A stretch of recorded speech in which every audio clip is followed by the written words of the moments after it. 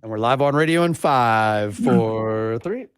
And we are back, folks, here on the Michigan Insider Sports Talk 1050 WTKA online at WTK.com. Sam Webb, Mr. Ira Weintraub on the other side. And it is time for the MGoBlog Roundtable. The crew is back and ready to go. And fellas, next week is game week. The juices are already flowing.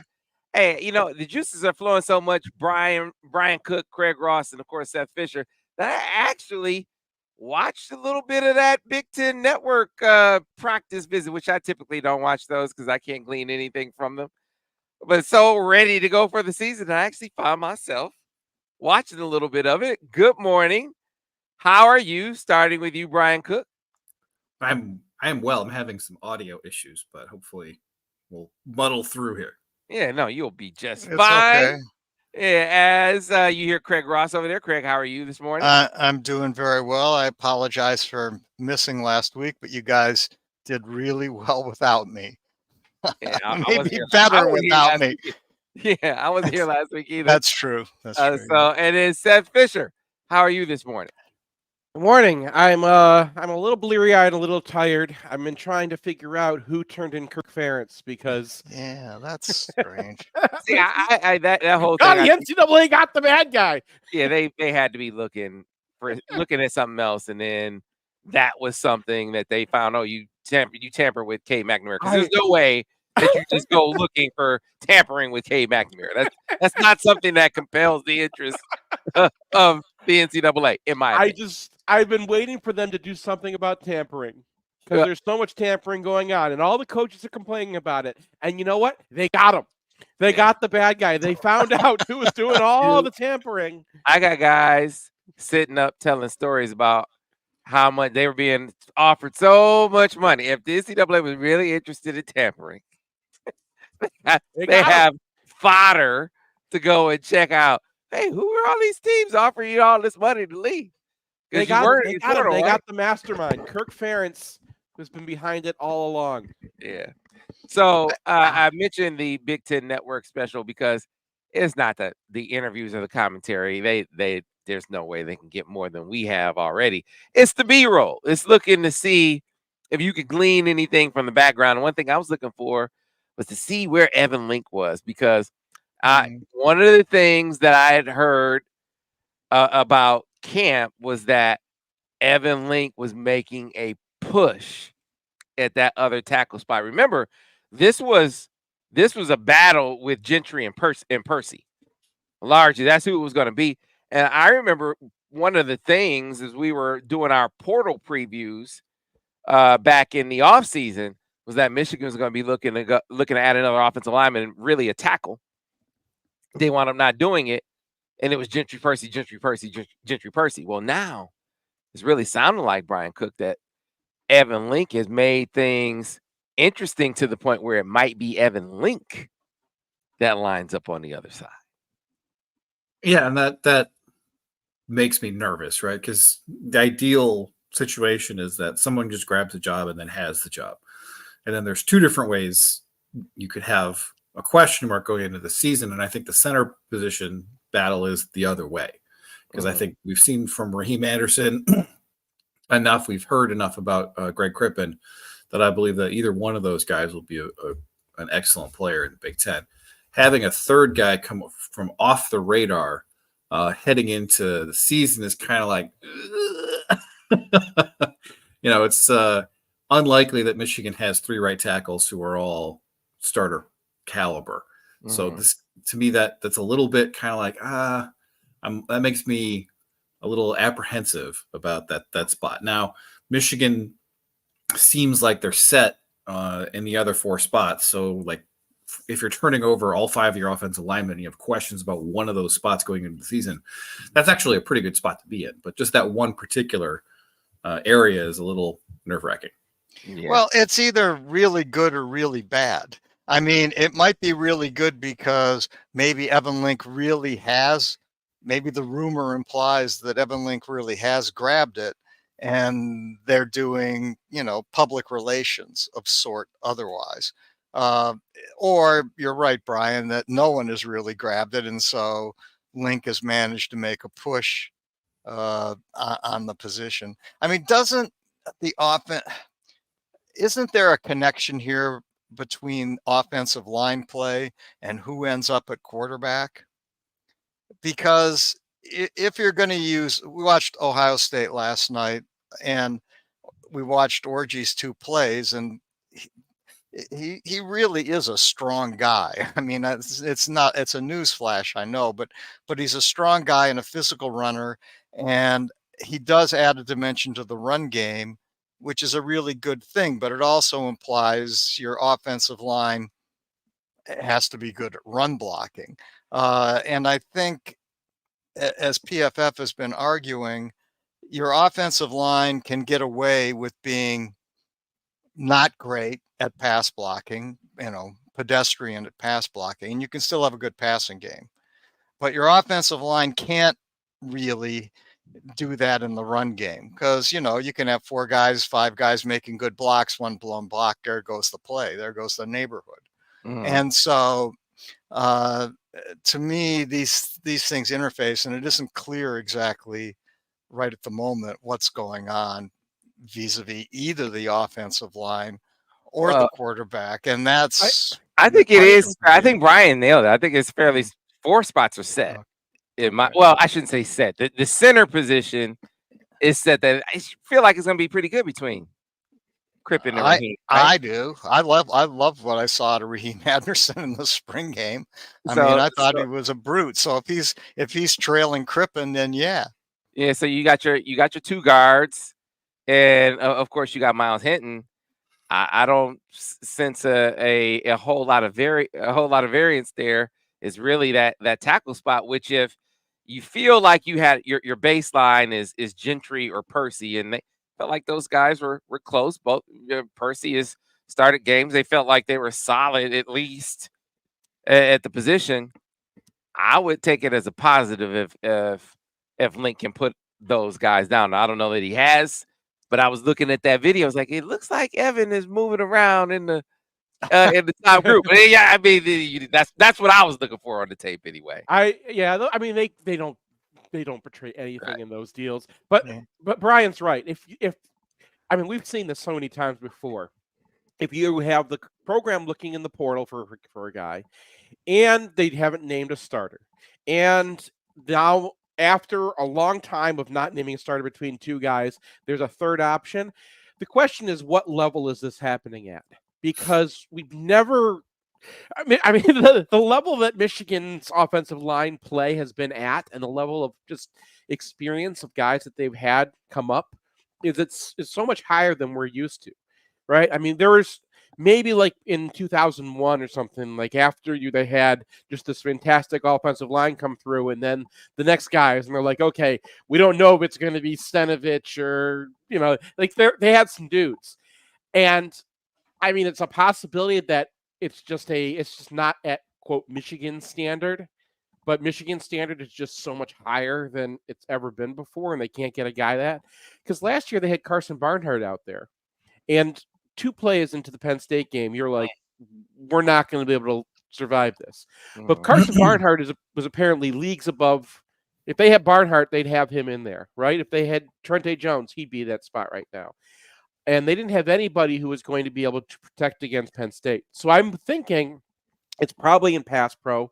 I'm thinking it's probably they probably do have an issue, at least as far as what they consider their offensive line play that they want to see out there. And if Link is coming through, I mean, it's good for Link, but it's probably, if Link was really all that, you would have heard a gazillion things about Link in spring. You would have heard him the second he got on campus. They would have been like, this guy.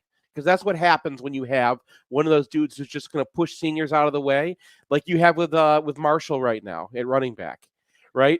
There's no reason to be using that guy unless he is really that good.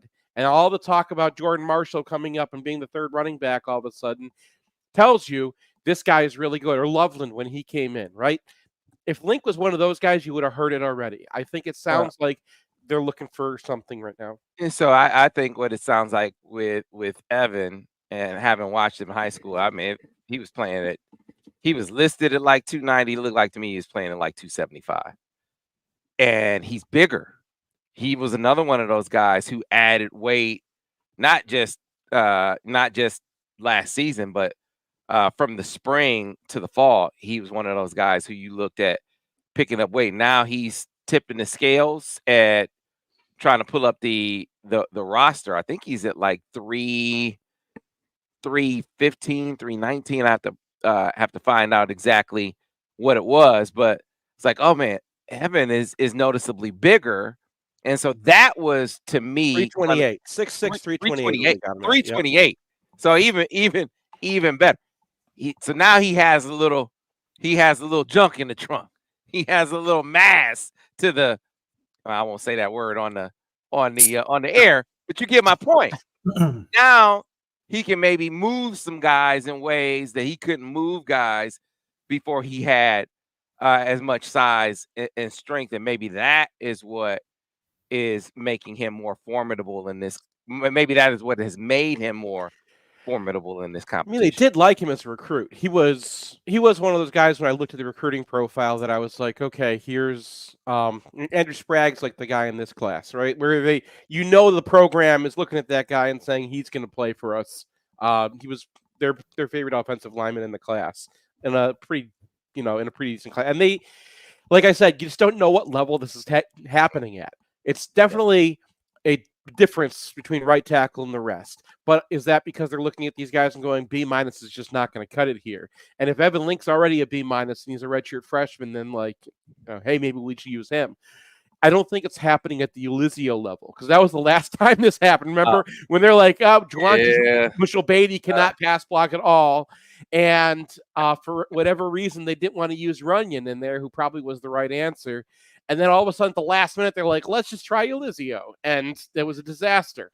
So I heard an interesting take from, I was having a conversation about the line with someone in the program, and there was a reference to 2021. So this line, it looks like 2021 all over again with this line. Now, if this line can be 2021's line,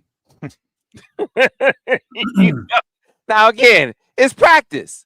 It's practice, and I'm qualifying it as such, but it has not been a scenario where against Mason Graham and KG and this beastly defensive line, it's not like they've just been overwhelmed practice after practice. Like, man, yeah, feeling pretty good. That 21 offensive line, when we were going into that season, I remember doing the previews and trying to glean something out of the 2020 season. But one thing we had from that season was the right tackle was Stuber, and he had pushed Mayfield out at one point, and he had Mayfield gone to the NFL, and we had 2 full games from him against Florida and Ohio State, both of whom who had elite pass rushers, and he survived. It wasn't like awesome, but he survived. We don't have anything like that for Gentry and Percy. Well, didn't Percy start a game, Seth, a couple of years ago, and he played pretty well? I mean, at least his pass pro looked pretty good. Is that right or wrong? No, I charted that game, and it was like, it was not the kind of performance where you're like, this guy is definitely going to be a player in a couple of years. Like that year, Gio El-Hadi got in, I think, 6 games, and he looked like a guy who's definitely going to be a guy that was coming. I think Percy struggled a little bit, and he's playing against Aaron Lewis, who's a good pass rusher, but he didn't pop in the same way. That's not to say that he couldn't improve over the last 2 years and be a good player, but I wouldn't take that start and his performance in that start as evidence that he's at a certain level like you would with Gio. Yeah, I think Gio, by the way, is going to be a guy. I really do. You see his comment, he said, man, first of all, I wasn't going to leave despite all the money that was on the table for me, and I'd rather die than fail. And I felt myself believing him. I'd rather die on the field than fail. I'm loving it. That was my guy when Brian asked on our podcast. We have our offensive podcast out already for our preseason thing, and I think one of the roundtable questions was who's your breakout player on offense, and that's mine right there. He was just blocked by two veterans that were like dudes, Trevor and Zach. Just was no way he was going to get in on either side. And of that. Barnhart, really. Barnhart was the one who moved in when Zinter got hurt. But Right. It is true. It is true. But yeah, I think he's athletically, mentality, all of those things. I'm with Brian. I think he's gonna be guy. It's that tackle spot. You figure that spot out. They're gonna be good to go. And I actually have Gio as my breakout off. I've never had an offensive lineman as a breakout offensive player. And so I'm gonna ask you guys, yours, not mine, has been out there. We did a whole segment on it. My breakout player offensively heading into the season is Giovanni El-Hadi. I think he's going to be an all Big Ten player this year. So I'm going to start with you, Craig. I guess I should have given you some time to think about this first. Yeah, it's okay. I can be as wrong as I usually am in a short amount of time or a long amount of time. You look at this Michigan offense, who is going to be your breakout player. Would you pick an offensive lineman to be that guy? Probably not. I'd probably go with Tyler Morris.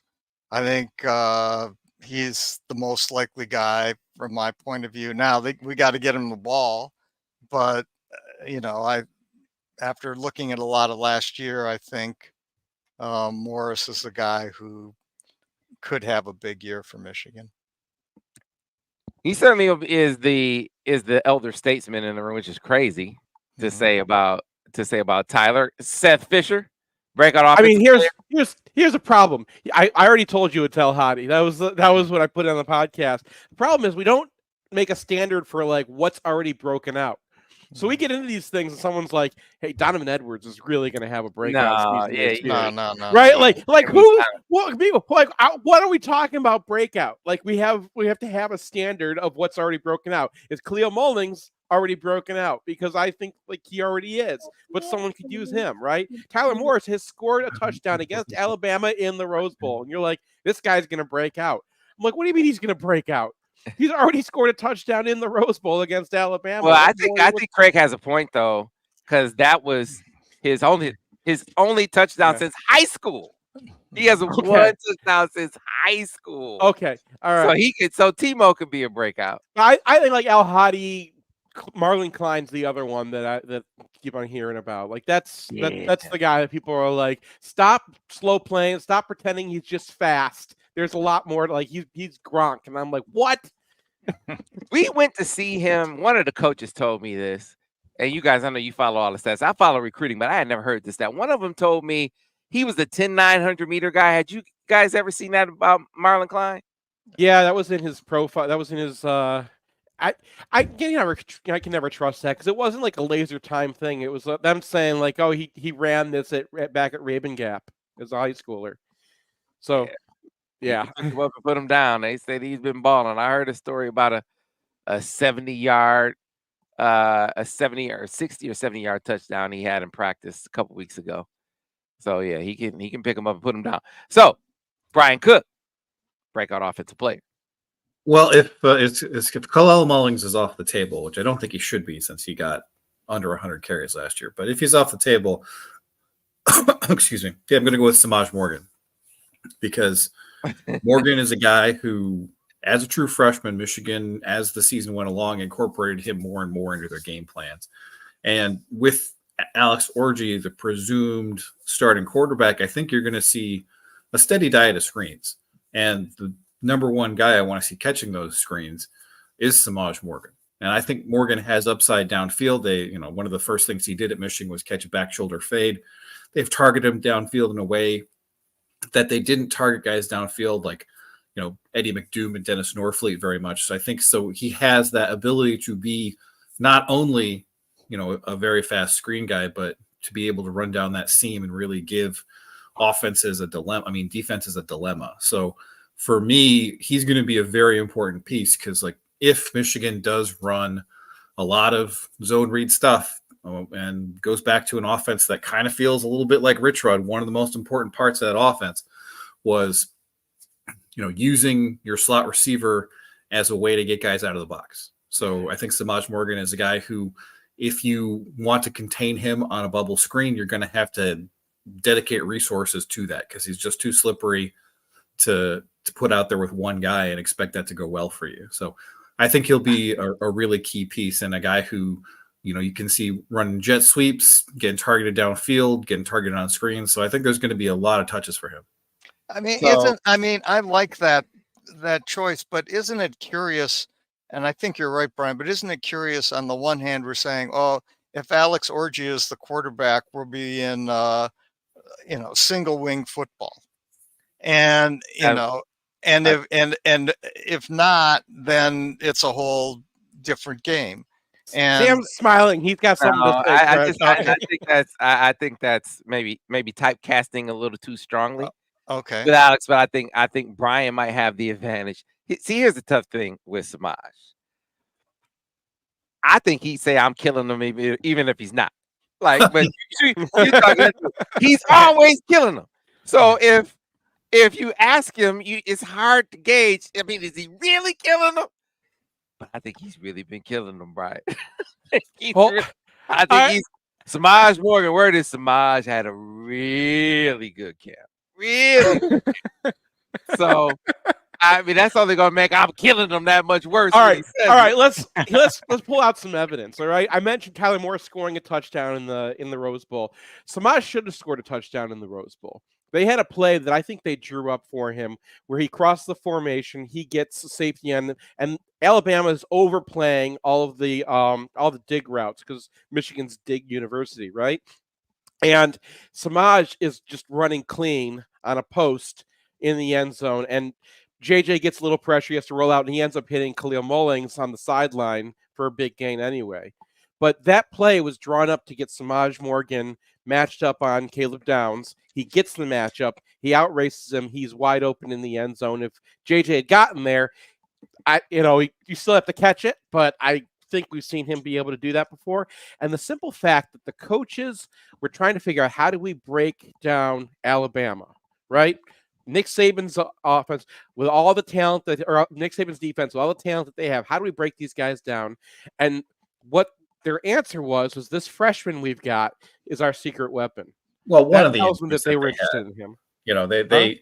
The one of the answers that they had, but they had a lot of answers. Yeah, he had a more prominent role as the year went along, and I think we've seen enough from him to expect that even if he's in a situation that looks pretty bad, that he's going to be able to get out of it sometimes. Like there was a bubble screen against Michigan State where they had that dead to rights, and Samaj seemed to sense it and cut away from the design of the play and ended up picking up 15, 20 yards. Then there's the the tunnel screen against Indiana, which is defended excellently. And he just goes around three guys and then runs through a guy 3 yards from the end zone and scores. The things that he has flashed are A-level stuff. And for him, it's about consistency. He had a couple of drops of balls that were right in his hands. He had the muff punt. And if he catches the ball, he's going to be a star, flat out. KJ Hamler is the comparison that I think I'm going to, because he was that slot guy who was also a major threat downfield, and he was a major weapon for Penn State. And I think Samaj Morgan's going to be the same for Michigan. Yeah, he's not a dude. And so I can just debate with Devin, because Devin's like, "Hey man, you got to do something before you start talking." I was like, "Man, let him be him. Just let him." Because some guys, the talk is a part of them playing well. It contributes to how they go, and I think that's Samaj. I do think someone said in the chat that he played nervous in the Rose Bowl. I think that was the case, but now I think having that experience kind of takes him to another level of comfort. Now that he's been uncomfortable on the field in a big bright light situation, and that is one of the ones that I am more confident in practice translating to the game field during the season. There are others that you got to question until you see it, like Alex Orji, for instance. Have heard great things about Alex in practice, but it's different when it's against another team, even if it's Fresno State, right? It's under the lights. And that's a different element of pressure. But I want to get back to Kalel Mullings, because in all of the running back tandem conversations, and I don't necessarily think you take Kalel Mullings off the table, because I think if he plays to the level that a lot of us think he'll play, he will be a breakout guy because no one is talking about Michigan, talking about him as being a key factor, a key runner in Michigan's running back mix outside of Ann Arbor. Nationally, they're like, oh, it's Donovan Edwards, and then You're stepping into it now, Sam, because Brian and I have been having a Kalel Mullings love off for the last year. Because he's like, I'm the biggest Kalel Mullings fan. And I'm like, no, I bought his jersey. I got a custom Kalel Mullings shirt. I'm the biggest fan now. We've been fighting over this. Well, so the thing about Mullings is the primary thing about Mullings is that he's 240 pounds and he has feet like he's 200. Like I did the UFR of the Washington team that's going up today, and he has that run on Michigan's first drive where he sells that he's going outside. He hops through 2 Washington defenders. He jukes another guy. He spins through an arm tackle, and he's about to get to the races, and someone grabs his ankle. And it felt like there were a lot of Mullings runs that ended like that last year, where he had already made 5 or 6 yards on his own, and he was about to go score a touchdown, and someone just barely got him. And on top of that, when he was used as a lead blocker, he was fantastic. Like, he's not Max Bredesen, but he's not far off. And I think that combination is really intriguing. So I've been talking about this, I think, for 8 months now. But the idea of having Edwards and Mullings in the backfield together is really appealing to me, because if you split Edwards out, you have to treat him like a wide receiver. So what is that personnel grouping if you're trying to match up against it for a defense? Because if he goes out and he's a wide receiver, Michigan can easily run the ball with Kalel Mullings.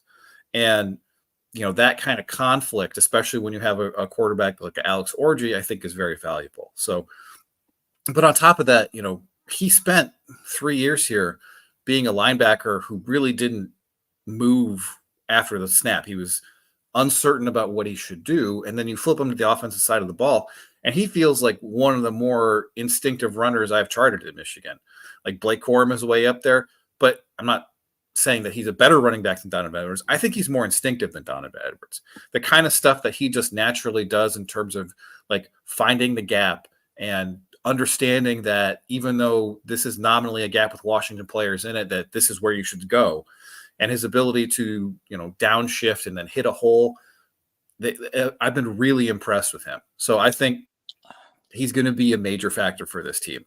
And like, the personnel grouping I want out there the most is like Tyler Morris, Samaj, Loveland, Edwards, and Mullings. Like that feels like it should be your starting 5 skill players. And then you're going to mix in Bredesen and Fred Moore pretty frequently. But like, I'm really high on Mullings. Yeah, I mean, I definitely agree about the construct of running backs having a certain instinctiveness near the line of scrimmage. It's something that Corum had. It's something that Mike Hart had, and it's nothing you can teach. And my guess is that's something that he does have.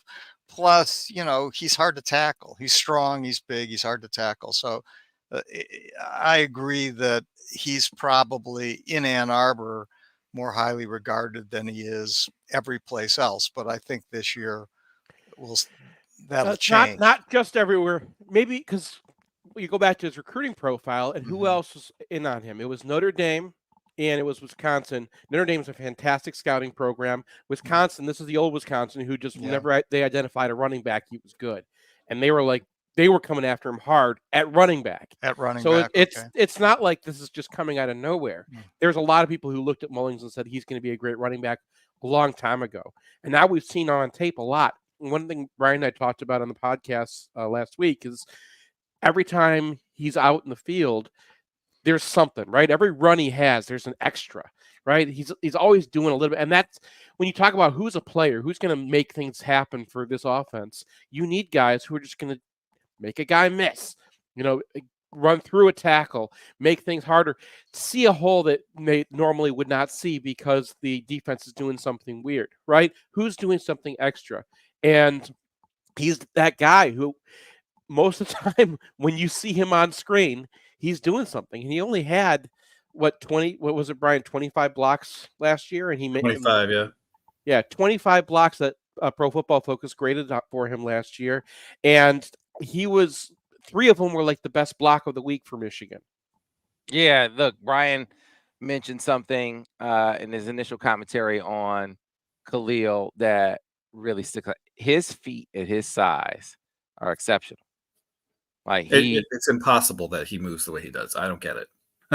yeah, he that is what I mention every time I talk about him, is that, you know, he is not a guy who, when he sticks his foot in the ground and gets upfield, it's like he's a freight train. Like he can juke you in the hole too, which you wouldn't expect for a guy that size. So, you know, you hear all of this chat, and I understand. I'm not downplaying other running back tandems at all. There are some really good running back. Obviously, Ohio State's running back tandem is really good, but no one talks about Michigan's in a way that, in any way that's substantive, any way that is reflective of how good it is. Like, this is an outstanding tandem. And Donovan was like, hey, man, I was third string at one point. Right? He's like, I was the number 3 back, because this dude really, you know, I was struggling, but this dude really ascended. And I think, again, you get into this typecast mode where he was a linebacker, and linebacker taking playing running back. And I think it took him a minute to readjust. Same thing with Amarion Walker being on defense, coming back to offense. It's not like you just roll right back in. You know, those instincts, you have to get back to the point where you have that muscle memory again, where everything is working. You just react as opposed to thinking about it. And I thought we saw Kalel make that turn last year, whereas, you know, the year before it was like, he'd go the wrong way on a play.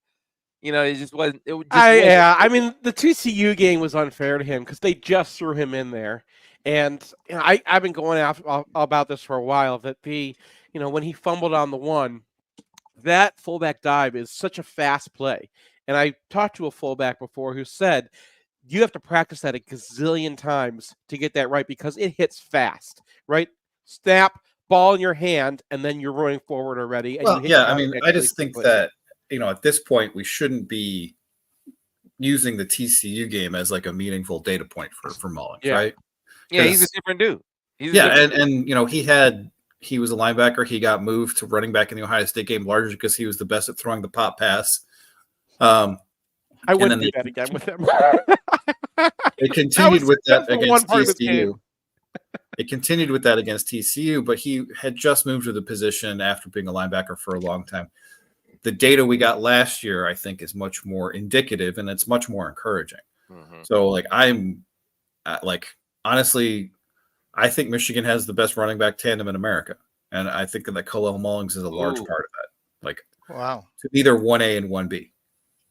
Better than Trevion Henderson and Quinshawn. Like, Trevion Henderson's a nice back, but like, he's not going to generate yards himself. What he will do is, if you make a mistake, he will house it.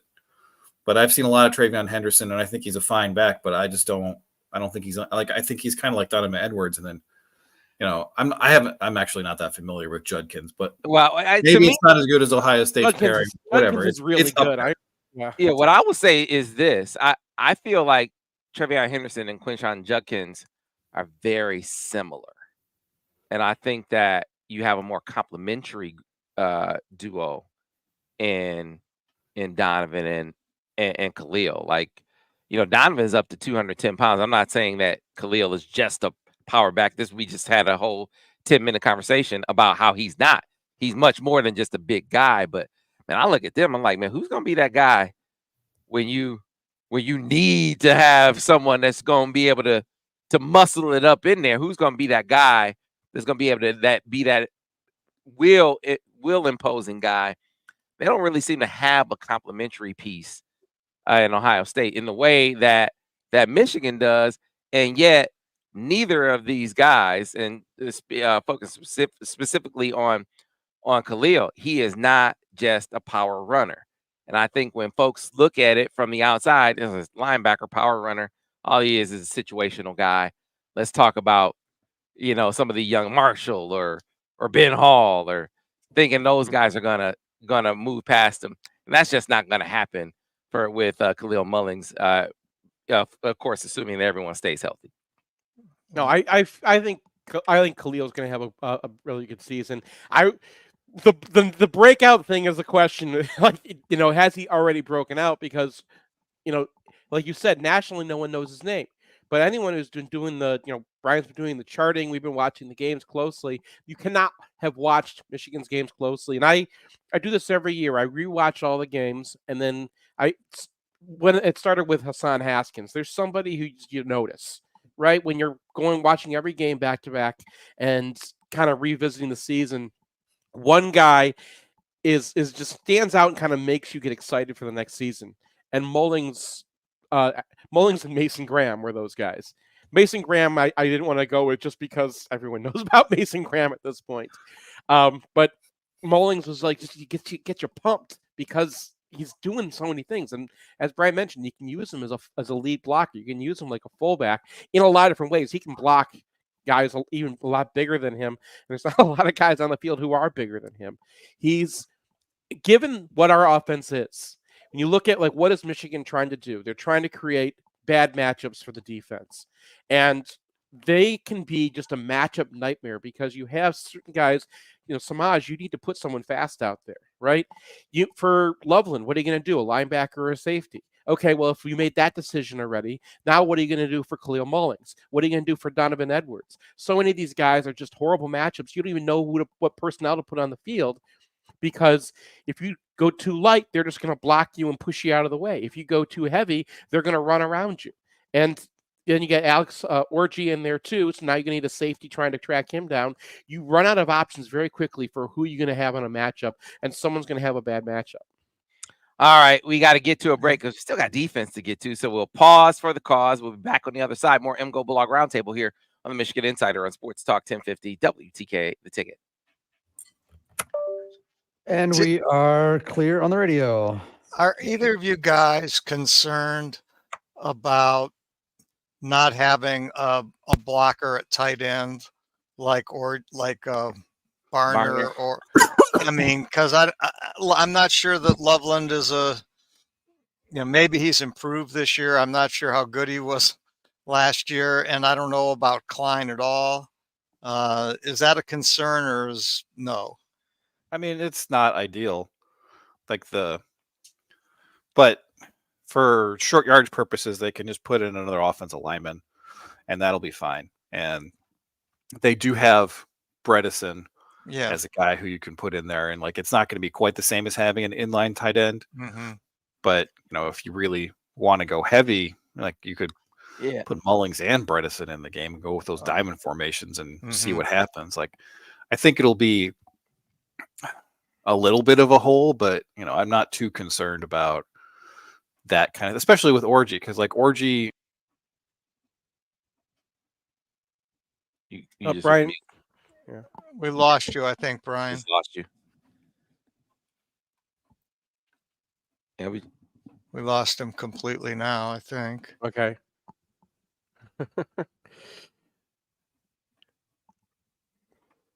All right, while he gets that figured out, it was funny. I was having a conversation with Colston about that.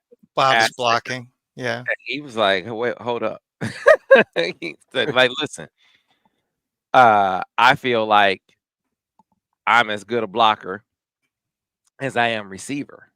Now, whether hold on. Okay. Hold on. If that's true, now Ron Kramer. Now, if that is, he's not playing right tackle. But to me, whether that's true or not was kind of beside the point. It was the way he reacted. Mm-hmm. So clearly, this is something that he's been hearing, and clearly, it's something that he's worked on. So that's one of the things I'm gonna be looking at the most is when we're charting run game, especially. Does Colston's blocking does it pop? Because when I mentioned it, hey, I get down. We've seen it pop, but we've seen it pop because he gets really good matchups. They end up leaving a cornerback on him because they start him outside, move him in, or they get a nickel on him, and he just wrecked Malachi Moore in the Rose Bowl game, and that set up the 4th and 2 to Corum. This was Colston's point. Darren said, I think Loveland is a better blocker than he gets credit for, and that was kind of what he was like. Hold up, what do you mean? Well, so I mean, for him, he is very good at blocking guys smaller than him because he has the agility to mirror them, right? Mhm. Like instead of getting a temporary block and then that guy's able to get off it and go rejoin the play. We just lost Brian again. But I know what point he was making. He's just, what normally a little small guy like that can jump around and get off his block and then get back in there again. And because he's got those feet, because he's got that 30 agility, seconds, he can guys. lock 30 down to seconds. these guys.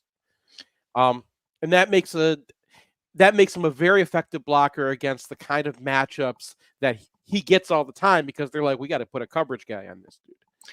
Well, what I like about it, the fact that he was perhaps peeved or upset by the commentary means, no, this is something he really wants to do. Right. In other words, I'm not, I don't perceive myself as just a big wide receiver. I'm also a guy who can play physical, and that's really appealing to me because if he wants to be better at it, he probably is going to be better at it. Right. Can you guys hear me now, though? Yeah, we can. Right.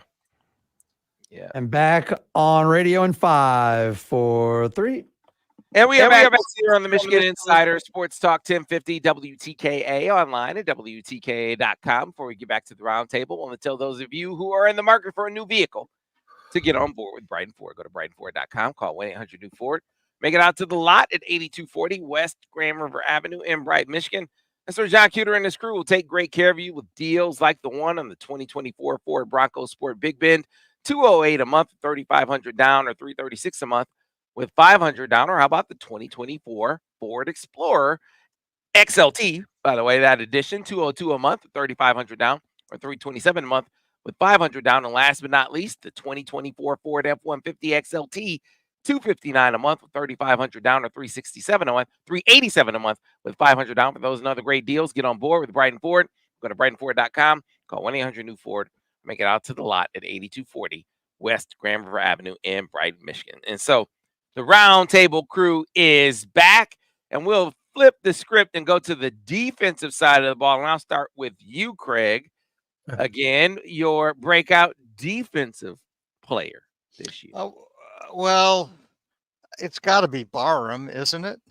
I mean, is that fair to make him say that if that's judges say no. I mean, you watch judges say no. Okay, wait. Okay. I will allow it if you say he's going to be the best linebacker in the country. He's going to be the best linebacker in the country. I'll allow it. Okay. I think you're really going to see it from him this year. I guess the other one, I mean, if that one's not allowed, is Derek Moore more allowed? Is that a possible? No, not. No. Well, again, if you want to say that he's going to be, there's not that many. If Derek Moore doesn't qualify, then who on the defense does?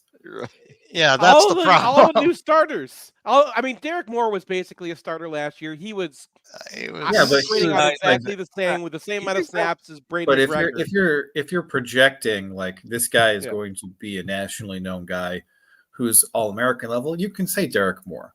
I mean, the breakout is relative to the level of the player that's already been established. And nobody had Derek Moore as an All-American. So if you're saying he's going to be an All-American, we'll allow it. All right. Thank you. Yes. Well, what do you guys think? Are you going to give me Quentin Johnson? I mean, I don't know what you could do. Quentin Johnson, there's one guy on the team who I think is really going to be on the tip of people's tongues after they see what he can do this year, and it's Will Johnson. There's another. But that's not exactly a breakout.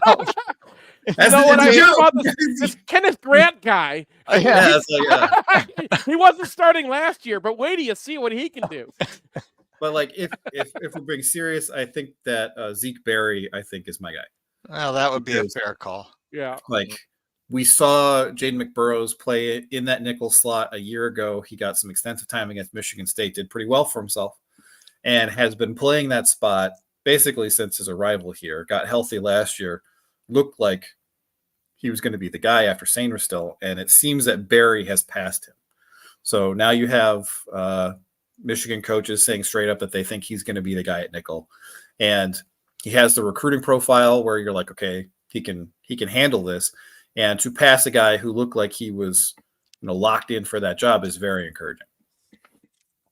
Yeah, Barry Seth? was my pick as well for reasons Brian already stated. And then you go back to his recruiting profile, and it had a lot of Peppers in it. I'm not saying he is Jabril Peppers, but like when you see the things that he was good at, just the acceleration is just off the charts. He is a very dangerous blitzer. When he comes, he brings oomph.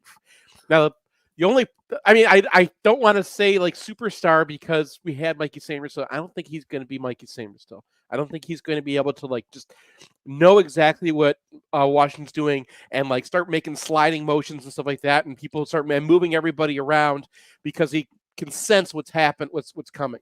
Mikey is just off the charts intelligent. But that's one of the reasons I've been saying that they're probably going to play more man and they're probably going to blitz more this year. And I've been saying let Wink blitz a bit more because he's got the guys for it. The other guy, if we're not going to go with Zeke, is Jair Hill. Is he the starter? I mean, yeah, Jair. Yeah, he's the starter, Sam. You think? Okay. Jair. Well, I think I feel he's my projected guy. Let me not. Okay. I don't want to make any announcements or anything like that. I think Jair is going to be the guy. I think it's a fair bet, and I think that when you look at what Wink wants to do, he'd love to be able to, play some. It's not like he's going to Don Brown it, but he wants to be able to go to some man coverage. He wants to be able to go to some zero coverage and just trust his cornerbacks out there. And the way you do that, Will Johnson on one side, Jair on the other side, and he's someone who he's young for his grade. He was playing safety at Kankakee, so he's somebody who. It made sense that he wasn't on the field last year because there was a long way to go to get from where he was to being able to play in Michigan's defense, which has lots of coverage switches, has a lot of, you have to know everything. You cannot screw that up, or you have a guy who's wide open. So I think that there's a really good reason he wasn't playing last year. I think the talent was very evident. When I looked at his film, I was like, this guy. Yeah, he can be a first rounder. And if you look, Devin Witherspoon took a few years to play for Illinois too, and that was my comp for him. He's someone he need to gain a little weight, get stronger, just get his bearings in a college defense, and in Michigan's case, an NFL defense. But the more you hear him coming along, the better that news is because talent-wise, he's got it. Yeah, physically. I picked him as my, my whatever you want to call it, diamond in the rough, a guy who's going to outperform his ranking. He was a top 247 guy, and I said, he has, I think, top 25 athletic, top 25, top 30 athletic talent. That was my point going to watch him play. Now it was going to be a maturation process. That was going to be the key for sure. Adapting to the as much as it's an adjustment to the playbook and the physicality, the preparation that you have to put in to play, to contribute, to have that athleticism shine to the fore. Now Will came in with grown man tendencies. That's why he's able to get out there and play right away early. I mean, Will was a middle schooler who was like, Devin Funches, let's go. He's seen it. Yeah, that wasn't should. that wasn't him, right? Yeah. And Will pointed this out very early in the spring. He actually did it in a press conference. He said, "Yeah, man, this dude's not making the same mistakes over and over again." Basically, relative to what, like he was making mistakes all over the place last year. In the same mistakes. And then he said he's clearly been in this playbook, and everything you hear about Amir Hall, who right now is tracking to be the number 3 guy, is that he's very Josh Wallace-like. Very, a size profile, maybe a step faster, but a veteran who's seen a lot of football and has adjusted really well. So it would be, I could see them feeling comfortable with having Amir Hall be in the guy, but Sugar's been able to hold them off. And we're going to find out. We're going to find out quick. We're going to find out real quick. Because you're going to need first couple games, man. And they see number 2 over there. Guess where they're throwing the football? They aren't throwing where number 2 is. So it's bright lights, big city right away for old Suge. And I think he's going to be up to the task. You want to know something about his athleticism, watch Donovan try to get outside of him in the spring game.